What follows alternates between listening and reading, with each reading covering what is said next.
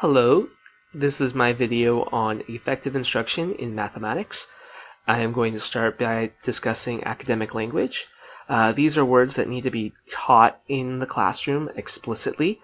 Oftentimes they need to be linked to students' sort of slang or commonplace use of everyday language. And then oftentimes a good way of teaching this is having the students repeat back the words so that way I as a teacher can know that they know how to pronounce it correctly. Then I provide a definition and then want to connect that to some sort of tangible representation for the students.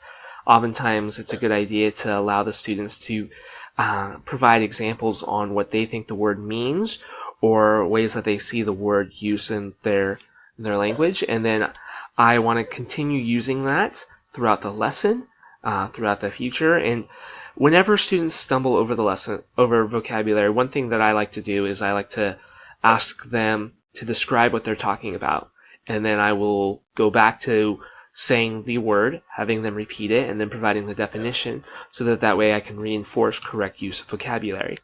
Also, I want to make sure that students are using correct discourse, and so whenever I put formulas on the board, I want to make sure that they put those in their notes so that way I can always refer them back to their notes. Not only am I having them write something, I'm having them read it, and I'm also having them utilize their resources. And so I believe that that is a way to get them used to how they can be independent learners and remind themselves of the information that they've already learned. When I am dealing with instructional sequencing, one of the first goals is to teach procedural fluency. Oftentimes that's what students reach for, and it's what they gravitate towards in the first place.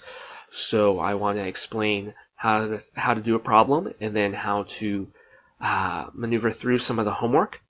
And then it's my hope that after them building up confidence, to start developing some conceptual understanding.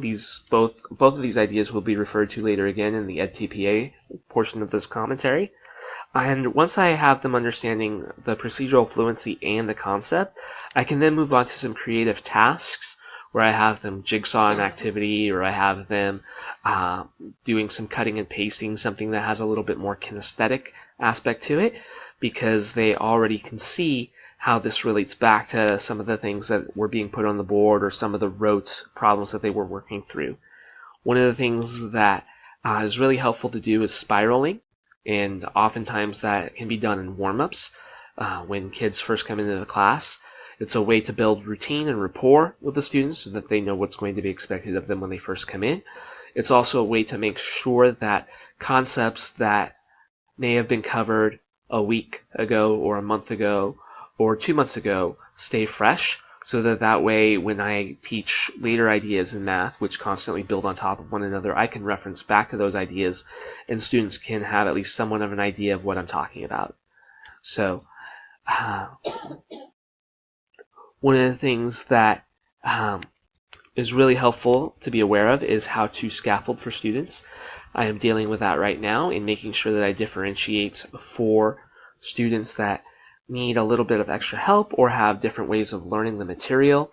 One of the things that I want to make sure that I'm doing, common thing that I write down in my lesson plan, is that I will walk around and I will talk with students.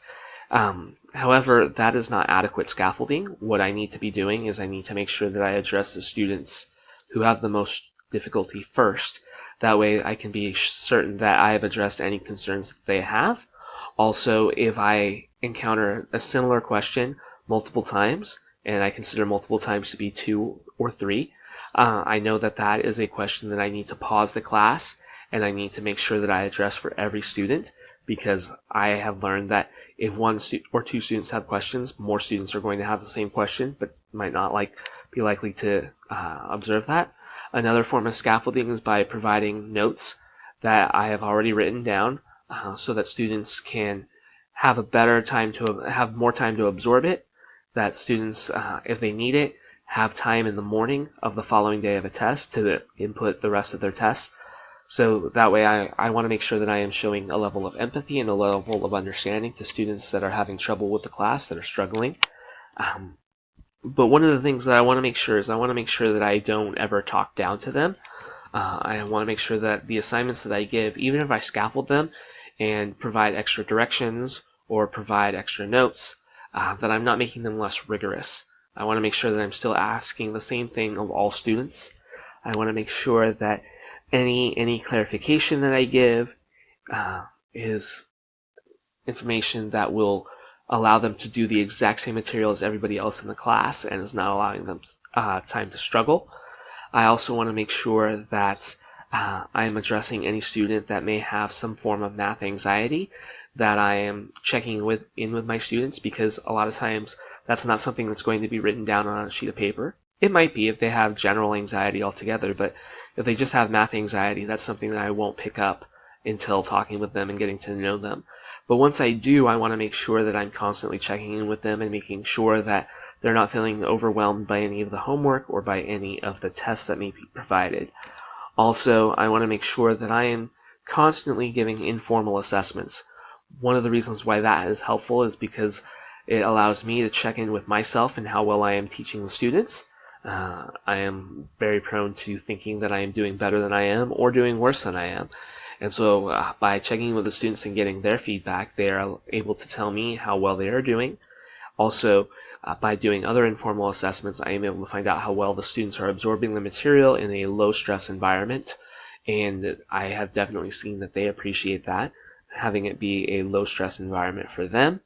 And so when we talk about the central focus for the EdTPA, I'm going to quickly read the definition that is provided in the glossary as my focal point for discussing this. The central focus is a description of the important understandings and core concepts that you want students to develop within the learning segment. The central focus should go beyond a set of facts and procedures, align with content standards and learning objectives, and address the subject-specific components in the learning segments. So that was a lot of jargon, but what that boils down to, especially in a mathematical standpoint, is that students in each learning segment should develop procedural fluency, conceptual understanding, and mathematical reasoning or problem-solving skills. And I list those in that specific order because I believe that is the level of priority.